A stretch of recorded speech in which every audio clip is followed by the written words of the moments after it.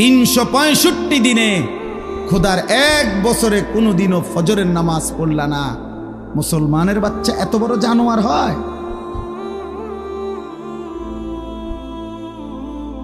হ্যাঁ, মুসলমানের ঘরে এত বড় হাইওয়ান থাকে?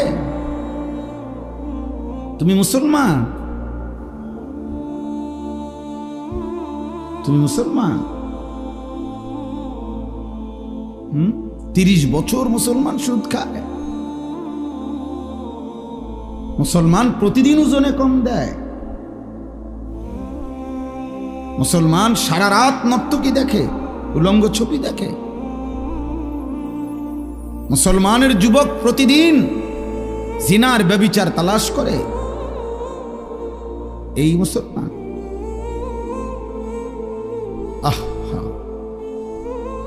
আমার কাছে কিতাব আছে, মিসালি নওজওয়ান, উর্দু কিতাব। ওইখানে আছে পাকিস্তানের একজন বিশ্ববিখ্যাত বুজুর্গ ছিলেন, মুজাহিদ ছিলেন, হযরত মাওলানা মুফতি নিজামউদ্দিন শামজাই রহমতুল্লাহ আলাইহ, যাকে প্রকাশ্যে আল্লাহর দ্বীনের কথা বলার জন্য প্রকাশ্যে দিবালোকে গুলি করে মারা ফেলছে, শহীদ করে ফেলছিল। তিনি বলছিলেন, হে যুবক, উনি যুবকদেরকে লক্ষ্য করে একটা কথা বলছিলেন যে, হে যুবক, এই পৃথিবীর প্রথম দিন থেকে এই পর্যন্ত পৃথিবীর ইতিহাস তুমি খুঁজে দেখো। পৃথিবীর ইতিহাসে যত সংগ্রাম, যত মতবাদ, যত চিন্তা, যত চেতনা, যত আন্দোলন, যত উদ্দেশ্য, যত লক্ষ্য এই পৃথিবীতে বাস্তবায়ন করতে কেউ চাইছে, তো সেই জন্য যখনই খুন দরকার হয়েছে, রক্ত দরকার হয়েছে, জান দরকার হয়েছে, সর্বপ্রথম প্রত্যেক যুগে, প্রত্যেক কালে প্রতিটি মতাদর্শ, প্রতিটি মতবাদ প্রতিষ্ঠার জন্য কলিজার খুন যারা পেশ করেছে তারা যুবক। যতবার এই পৃথিবীতে রক্ত লাগছে ততবার যুবকের রক্তই ব্যবহার হয়েছে।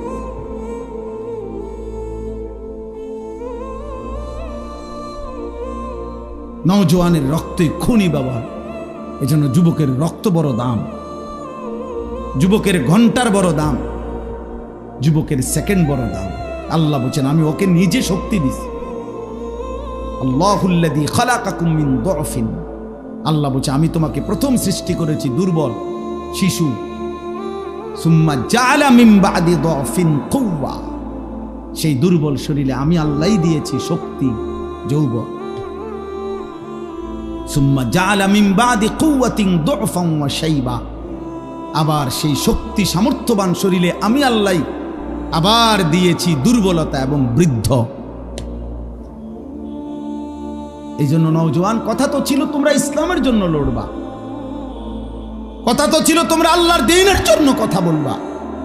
আহা, এমন সুন্দর জীবন তোমরা, শত শত যুবক একেবারে ঠান্ডা মাথায় পরিকল্পিতভাবে বুঝে শুনে এমন সুন্দর রাত, হায়াত, দিন, ঘন্টা, নারী দেখতে দেখতে, ছবি দেখতে দেখতে, মোবাইল দেখতে দেখতে, অশ্লীল উলঙ্গ দৃশ্য দেখতে দেখতে, অনাদরে অবহেলায় এমন সুন্দর ঘন্টা, মিনিট, সেকেন্ড শেষ করে দিচ্ছে। আহা, ঠিক হলো না। এই পৃথিবী গড়বে কে? তাই ইসলামের জন্য কিছু করবে কে? তাই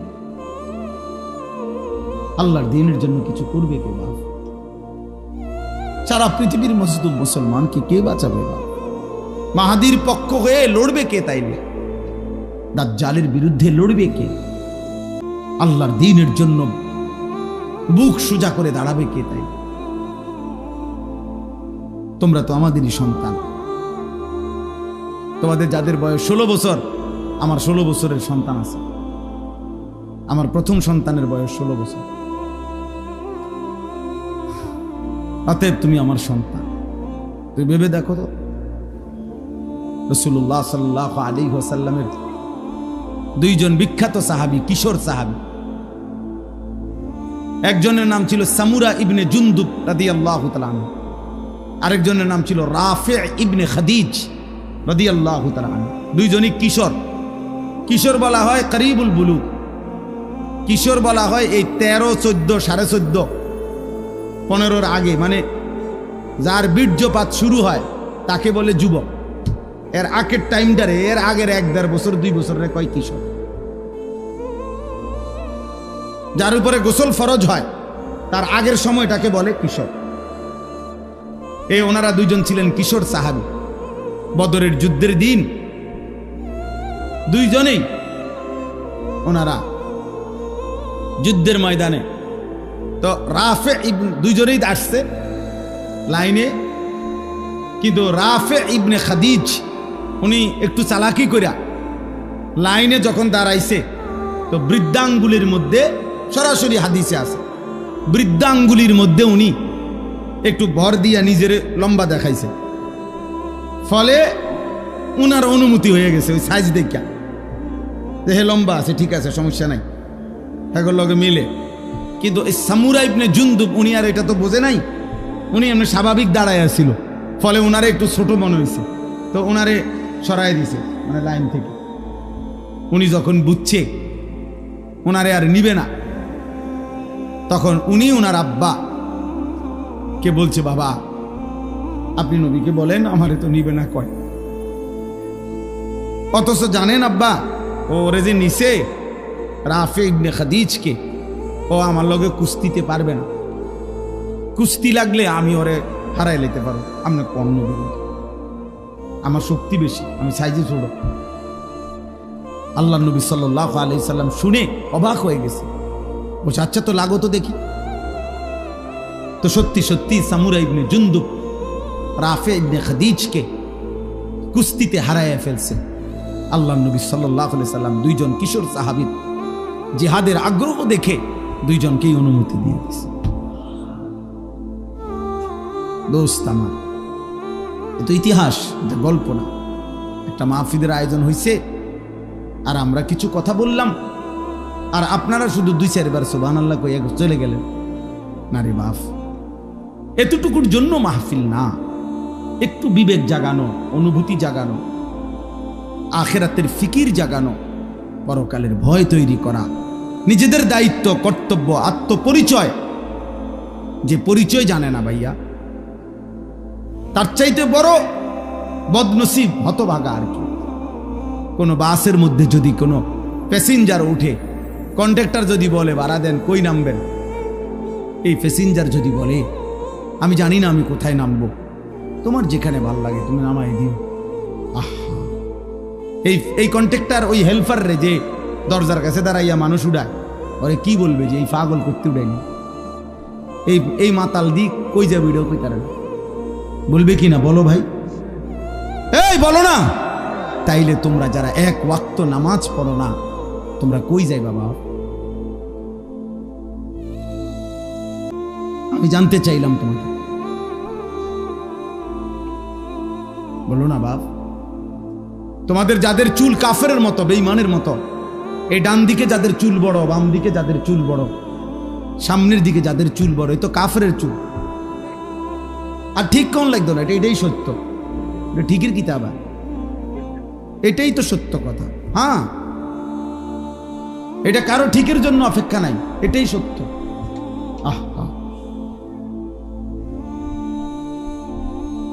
বলো ভাই, তুমি কোথায় যাবা এই চুলের ফ্যাশন নিয়ে? টার্গেট কি? মানে টার্গেট কি? কোন নারীকে দেখানো? তো আমরা পাঞ্জাবি টুপি পরে আমাদের কি বিবি মিলে নাই? এই পৃথিবীর টুপি দাড়িওয়ালা তাহলে বিয়ে করে নাই? তো তুমি কোন দিকে যাচ্ছ আমার দোস্ত? বলো প্রিয় ভাই, বলো। যাদের শরীর নাফাক, পেশাব পায়খানা করে ঠিক মতো টয়লেট পেপারও ব্যবহার করো না, পাক নাফাকের, বিশেষ করে পেশাব করে যারা পাক নাফাকের ধার ধারো না, এই নাপাক শরীর নিয়ে তুমি কোথায় যাবা ভাইয়া? টার্গেট কি? কোথায় থামবা গিয়ে? আজকের রাত যে তুমি সারা রাত মোবাইলে ছবি দেখে রাত 2টায় ঘুমায় গেলা, ছবি দেখতে দেখতে, উলঙ্গ নাচ দেখতে দেখতে এক সময় ক্লান্তিতে তোমার যে ঘুম চলে আসছে, এই ঘুম যদি আর না ভাঙে,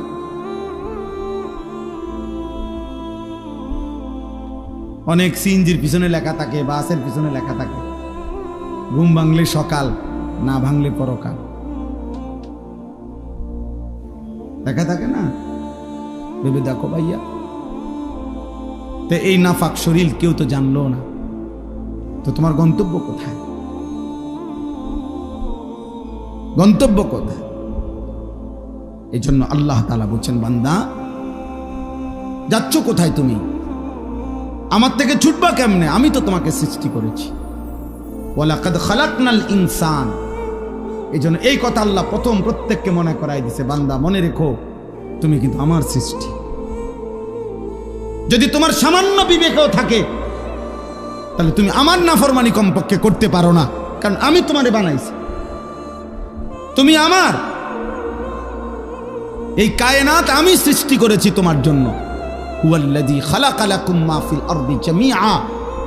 আল্লাহ বলছে তামাম দুনিয়ার সব কিছু আমি আল্লাহ তোমাদের জন্য সৃষ্টি করেছি। ওয়াসাখখারা লাকুম মা ফিস সামাওয়াতি ওয়াল আরদ। আল্লাহ বলেন আসমান ও জমিনের সব আমি আল্লাহ তোমাদের অধীনস্থ করে দিয়েছি। আমি অধীনস্থ না করলে তোমাদের বিমান বাতাসে উড়তো না, আমি অধীনস্থ না করলে তোমাদের জাহাজ পানিতে ভাসতো না। এটা আমি আল্লাহ তোমাদের অধীন করেছি। ওয়াযাল্লালনাহা লাহুম ফামিনহা রাকুবুহুম ওয়া মিনহা ইয়াকুলুন। সূরা ইয়াসিনের আয়াত। আল্লাহ বলেন চতুষ্পদ প্রাণী, গরু, ওট, মহিষ, গাধা, ঘোড়া, আল্লাহ বলেন এগুলো আমি তোমাদের অধীন করেছি। ফলে কোনোটা তোমরা জবাই করে গোশত খাও, আর কোনোটার পিঠে চড়ে তোমরা চলাফেরা করো। আমি অধীন না করলে পারতাম না। একটা ঘোড়া তুমি তোমার মতো দেড় বিড়া বেড়া ঘোড়ারে তুমি সামাল দিতে পারতা না, পারতা না। একটা লাথি দিলে তুমি উড়ে যাবে। কিন্তু আল্লাহ বলেন ওকে আমি তোমার অধীনস্থ করে দিয়েছি বান্দা। তাহলে এই গোটা কায়নাত আমি তোমার জন্য দিলাম, তোমাকে আমি বানাইলাম। মিন আইয়ি শাইইন খালাকাহু ফাকাদ্দারা সুম্মা সাবিলা ইয়াসসারা। আল্লাহ বলে ধীরে ধীরে আমি সৃষ্টি করেছি। একদিন মায়ের পেট থেকে আমি তোমার বের হওয়ার রাস্তা সহজ করে এই পৃথিবীর আলো দেখবার সুযোগ দিয়েছি। আমি সুযোগ দিয়েছি বান্দা। আলাম নাজআল লাহু আইনাইন। আল্লাহ বলে দুইটা চোখ। বলো তো বান্দা, তোমার বিবেক যদি থাকে তুমিই বলো আমি কি তোমাকে দুইটা চোখ দেই নাই? কথা বলেন, উত্তর দেন। দিয়েছেন? ওয়া লিসানাও ওয়া শাফাতাইন। আল্লাহ বলে জিহ্বা আমি দেই নাই? দুইটি ঠোঁট আমি দেই নাই? বলে এভাবে বারবার কোরআনে আল্লাহ তাআলা মনে করাই দিছে, বান্দা আমি সৃষ্টি করেছি, আমি সৃষ্টি করেছি। তুমি আমার থেকে সরতে পারতা না, তুমি আমার বাঁধন থেকে ছুটতে পারবা না। যত বড় শক্তিধরী হও, তুমি যত বড় অহংকারী হও না কেন, তুমি জমিনে যত বড়াই করো না কেন, আমার অধীন থেকে তুমি ছুটতে পারবা না। ওয়ালা তামশি ফিল আরদি মারাহা ইন্নাকা লান তাখরিকাল আরদা ওয়া লান তাবলুগাল জিবালা তুলা। আল্লাহ বলে আমার বান্দা অহংকার করে জমিনে হেঁটো না, কারণ যত জোরেই পাও মারো না কেন তুমি তো মাটি ফাটাইতে পারবা না। আবার ঘাড় যত উঁচাই করো না কেন তুমি তো ওই পাহাড় সমান লম্বা হইতে পারবা না। বড়াই করো কেন? অথচ বৃষ্টির ফোঁটা পানি জমিন ছিদ্র করে ফেলে, কিন্তু তোমার বুট জুতা তো জমিন ফাটাইতে পারে না, ফাটাইতে পারে না। এক তাল গাছ তো তোমার চাইতে লম্বা, এক সুপারি গাছ তো তোমার চাইতে লম্বা, একটা খেজুর গাছ তো তোমার চাইতে লম্বা। অহংকার করো কেন? এক বুজুর্গকে, এক যুবককে, এক বুজুর্গ আল্লাহর ওলি ওই যুবককে বলছিল, হে যুবক অহংকার না করে ধীরে সুস্থে হাঁটো। যুবক তখন বলছিল, হে মিয়া আমা তারিফুনি, চেনেন আপনি আমাকে, আমি কে? কথা বলতেছে। তখন ওই বুজুর্গ বলছেন, হ্যাঁ চিনি তো তোমাকে, চিনি। ও কে বলেন? ও চিনি তোমাকে, তুমি হলা সেই মানুষ যার প্রথম শুরু ছিল দুর্গন্ধযুক্ত নাপাক একটু বীর্যের ফোঁটা। তোমাকে চিনি আমি। ও চিরেই মৃত্যুর মাধ্যমে যে হয়ে যাবে দুর্গন্ধযুক্ত একটা পচা লাশ। তোমাকে চিনি আমি যে এই হায়াতটুকু নিজের পেটে প্রতিদিন চলাফেরা করতেছে, বহন করছে কিছু নাফাক পায়খানা। এই হলে তুমি বড়াই করছো কেন? তোমার আমি চিনি না? তুমি তো দুর্গন্ধযুক্ত নাপাক এক বীর্যের ফোঁটা ছিলা, আর চোখ বন্ধ হলেই তুমি হয়ে যাবা দুর্গন্ধযুক্ত পচা লাশ। আর পেটে এখন তোমার আছে দুর্গন্ধযুক্ত কিছু পায়খানা। তো যার শুরু মাঝখান শেষ সবই দুর্গন্ধ, তার আবার অহংকার কিসে? তার আবার অহংকার কিসে? একজন বিশ্ববিখ্যাত খলিফা ছিলেন হযরত ওমর ইবনে আব্দুল আজিজ রাহমাতুল্লাহি আলাইহি, ইসলামের পঞ্চম খলিফা। তিনি বলতেন মাঝে মাঝে কবরস্থানে গিয়ে হযরত ওমর ইবনে আব্দুল আজিজ কবরের দিকে তাকাইয়া বলতো, ইয়া মাউতু মাজা ফাআলতা বিল আহিব্বা, হে মৃত্যু, হে কবর, আমার বন্ধুদের সাথে তুমি কি করেছো বলো, আমার আপনজনদের সাথে তুমি কি করেছো বলো তো। আইনাল আহবাব আইনাল আসদিকা আইনাল জুল্লাস আইনাস সাম্মার। অর্থ হলো আমার বন্ধুরা কোথায়, আমার আত্মীয়রা কোথায়, আমি যাদের সাথে বসতাম তারা কোথায়, খুশিরা, আমি তার কাছে থাকি, আমারে আড়াল করবা কি? এই তিনটা কথা। আরেকটু তাহলে তিনটা হইল। এক নাম্বার, আল্লাহ আমারে মনে করাই দিছে আনিস আমি তোমাকে সৃষ্টি করেছি। দুই নাম্বার, আল্লাহ আমাকে বলতেছে আনিস তোমার অন্তরের গভীরে যেই কথা আসা যাওয়া করে কল্পনাগুলোও আমি জানি। তিন নাম্বার, তোমার রক্তের শিরা উপশিরায় আমি আল্লাহ তাআলা তার চাইতে বেশি কাছে আছি। এবার চার নম্বরে আল্লাহ বলেন ইজিয়াতালাক্কাল মুতালাক্কিয়ানে আনিল ইয়ামিনে ওয়া আনিশ শিমালি কাঈদ। আল্লাহ বলে বান্দা 4 নম্বরে মনে রেখো 24 ঘন্টা তোমার ডানে এবং বামে আমার দুইজন ফেরেশতা আছে। আছে? কথা বলে না? আছে তো? ওরা লিখছে। এই 4টা হল। 5 নাম্বার, মা ইয়ালফিজু মিন কাউলিন ইল্লা লাদাইহি রাকিবুন আতীদ। আল্লাহ বলে বান্দা তারা তো দুইজন আছেই, অতিরিক্ত আরেকজন ফেরেশতা আছে যে তোমার এই দুই জবান মানে দুই ঠোঁটের মাঝখানে যে জিহ্বা, এই জিহ্বা দিয়ে তুমি যা বলো, যখন যা বলো, যা করো, 24 ঘন্টায় তুমি যেই শব্দটাই বলো না কেন, উচ্চারণ করো না কেন, ভালো মন্দ, উপকারী অপকারী, জিকির দাও করো আর গালি দাও, আল্লাহ বলে এই জিহ্বা দিয়ে যা বের হয়, আল্লাহ তাআলা বলেন আমার আরেকজন ফেরেশতা তোমার মুখের প্রতিটা উচ্চারণ লিখে রাখে। এই কয়টা হলো? 5টা।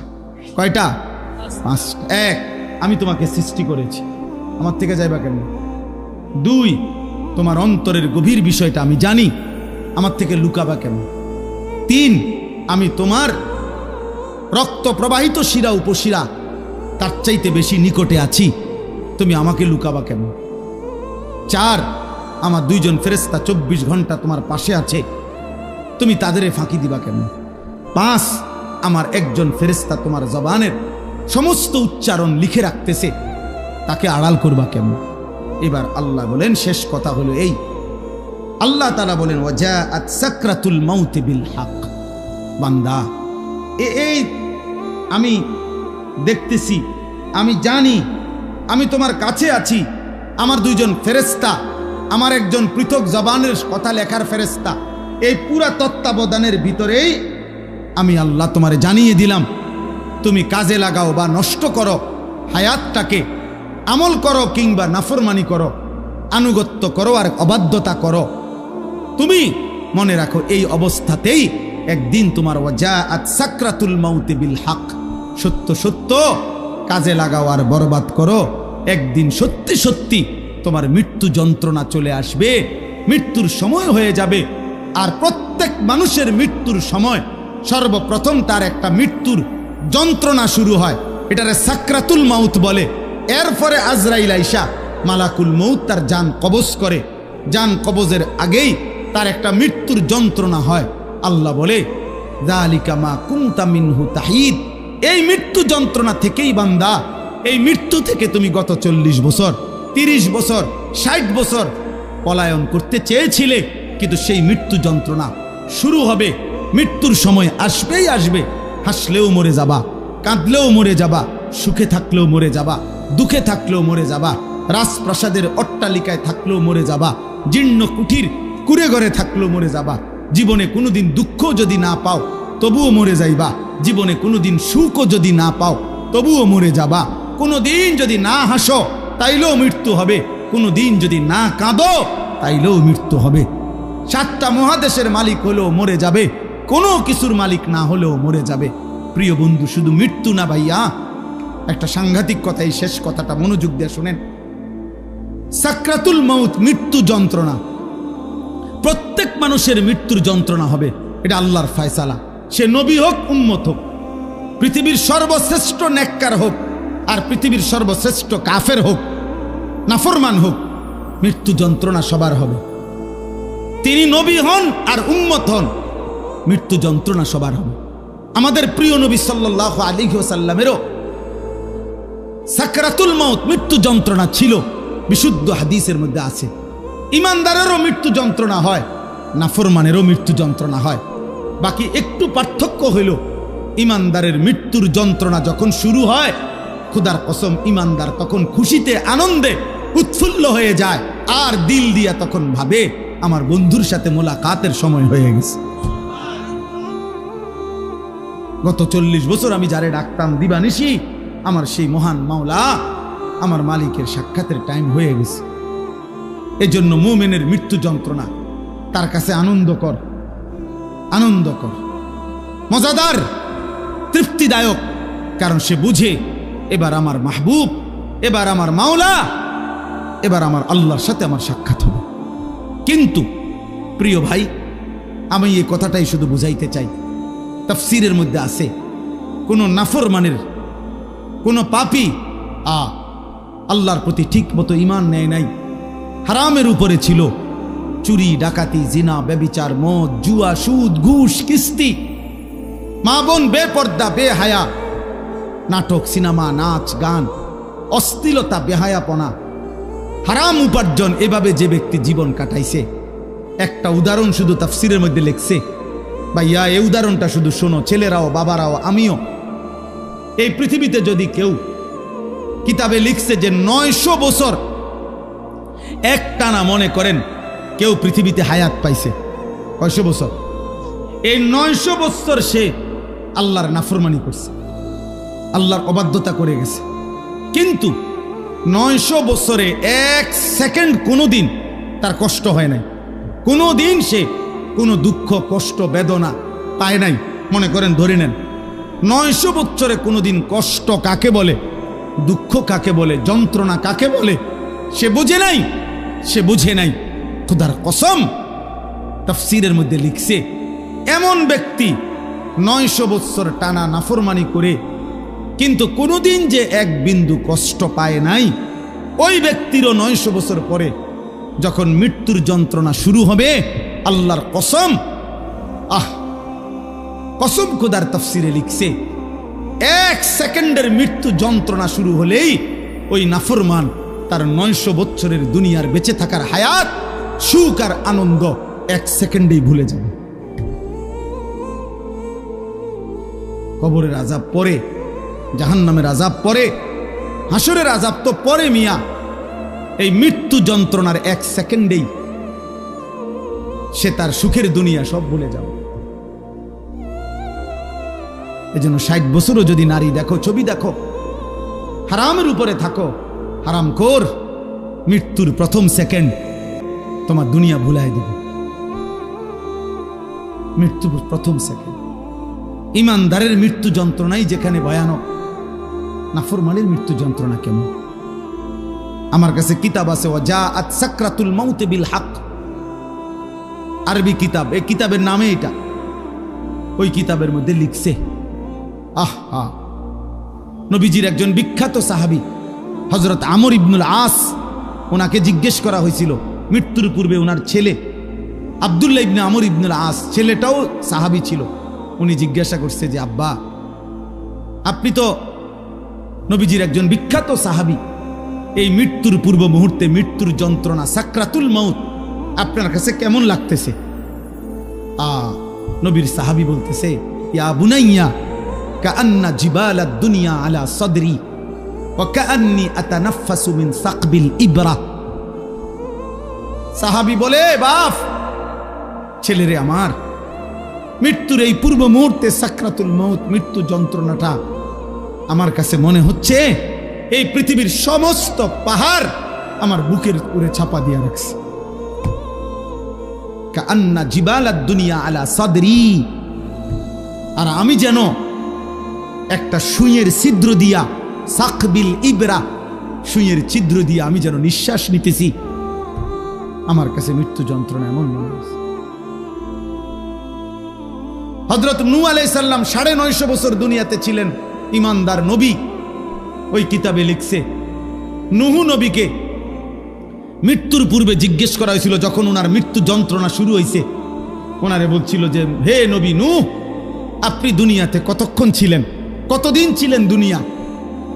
উনি বলছে, আমার মনে হইতেছে এক ব্যক্তির একটা ছোট্ট ঘর ছিল, যেই ঘরের দুইটা দরজা, এক দরজা দিয়ে ঢোকে, আরেক দরজা দিয়া বাইর হয়। উনি বলেন, আল্লাহর কসম, আমার মনে হয়েছে আমি যেন দুনিয়ার হায়াতে এতটুকু ছিলাম যে এই ব্যক্তির এই ঘরের এই দরজা দিয়ে ঢুকছি আর ওই দিক দিয়ে বাইরে, এই কদ্দুর আমার মনে হইতেছে। অথচ কয় বছর? ৯৫০ বছর। উনি বলতেছেন আমার এখন কখন? সাকরাতুল মাউতের সময়।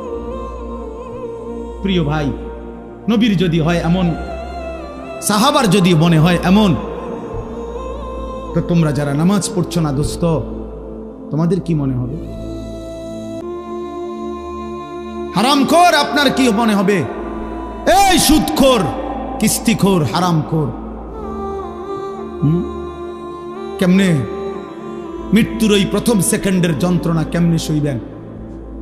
আম্মা জান আয়েশা রাদিয়াল্লাহু তাআলা আনহা বলছে, রাসূলুল্লাহ সাল্লাল্লাহু আলাইহি সাল্লাম সাকরাতুল মাউতের সময় নবীজি সাল্লাল্লাহু আলাইহি সাল্লাম বারবার পানি দিয়া নিজের হাত মুবারক, নিজের চেহারা মুছতেছিলেন আর বলতেছিলেন, আল্লাহুম্মা আইন্নি আলা সাকারাতিল মাউত। নিষ্পাপ নবী, মাসুম নবী, এক যাররা যার কোনো গুনাহ নাই, সেই নবী রাহমাতুল লিল আলামিন নবী, তিনি আল্লাহর কাছে বলতেছিলেন মৃত্যুর পূর্বে, আল্লাহ, মৃত্যুর এই যন্ত্রণার মুহূর্তে আপনি আমার সাহায্য করেন। নবীজির দোয়া, এটা বিশুদ্ধ হাদিস। নবীজি বলতেছিলেন, বারবার কালেমা পড়তেছিলেন, লা ইলাহা ইল্লাল্লাহ ইন্না লিল মাউতি সাকারাত। আল্লাহ, আপনি ছাড়া কোনো ইলাহ নাই। আল্লাহ, মৃত্যুর বড় যন্ত্রণা, মাওলা, মৃত্যুর বড় যন্ত্রণা। আপনি কে? আমাদের কি হবে ভাইয়া? এই শেষ আমার কথা, শেষ আমার। চাচারা, বাবারা, হ্যাঁ, আপনার আমল আপনি ঠিক করেন। ৬০ বছর বিড়ি খাইতে খাইতে কবরে যাইবেন, একটা গরু জবাই করে গেরাম খাবাইয়া আমনেরে বেহেস্ত দিয়ে দিব। হ্যাঁ হ্যাঁ, ৪১ দিনের দিন গেরাম খাবাইয়া ৩ গরুর রূপে বর করে আমনে বেহেস্তে যাইবেন গা। কি ভাবছেন চাচা? মস্কারি নাকি? আখেরাত মস্কারি, আখেরাত খামখেয়ালি। আমনের ৬০ বছরের সুদ, আমনের ৬০ বছরের কিস্তি, আমনের ৬০ বছরের বিড়ি, আমনের ৬০ বছরের গালি, আমনের ৬০ বছরের টেলিভিশনের নাচ গান, আপনার ৬০ বছরের নাটক সিনেমা দেখা, আপনার ৬০ বছরের চা দোকানের আড্ডা, ৪০ দিন পরে মানুষ ২০০ মেহমানদারি কইরা খালাস করলো, খালাস। খামখেয়ালি, হ্যাঁ, খামখেয়ালি মনে করছেন। আখেরাত, আখেরাতকে আমরা খামখেয়ালি মনে করছি। অসুবিধা নাই মানে আমরা মনে করছি অসুবিধা নাই, আমার ফুতাইতে আছে, গরু জবাই করে গেরাম খাবাইব। হ্যাঁ, গরুর ফিডেও বার করে উনি ব্যস্ত যাবো গা। হ্যাঁ হ্যাঁ, গরুর পিঠে করে বেহেস্তে চলে যাবে। দয়া করে ভাবতে শিখেন, দয়া করে ভাবতে শিখেন, দয়া করে ভাবতে শিখেন। আপনার ঈমান, আপনার আমল, আপনার সেজদা। আমি প্রত্যেক দিন বলি, আজকে ওই শেষ কথা বলে গেলাম। আমি অসংখ্যবার এই কথা বলি যে বাপ ভাই, দুনিয়ার ঘর আমনে একা না হইল, আমনে পুরা শেষ করতে না পারলো অসুবিধা নাই, যে দূর পারেন রাইখা যান, বাকিরা আইসা করবে।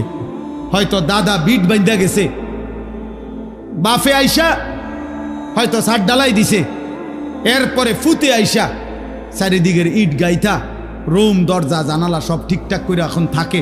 এরম হইতে পারে যে 3 পুরুষ মিল্লা একটা বাড়ি হয়তো ঠিক করছে, মাটির উপরে দুনিয়ার ঘর তো এটা সাজাইতে পারে এমন।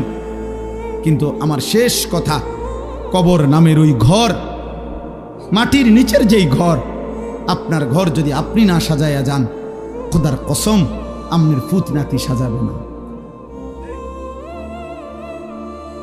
গরুর গুস্ত আর ফার্মের মুরকা দিয়া, পাঙ্গাস মাছ দিয়া আমনের কবর রাজা মা হইত না কাকা। জি না, কিছু সোয়াব হইতে আরে, কিন্তু ফিডা আশা করা যায় না। মাটিতে তো পড়ব, উনি তো মাটিতে থাকতে পারেন। আল্লাহ আমাদেরকে হেফাজত করেন। এজন্য চা দোকানের বিরোধিতা করবেন না, নিজের ঈমান আমল নিয়ে ভাবেন, মসজিদের সাথে সম্পর্ক করেন, নামাজের সাথে সম্পর্ক করেন।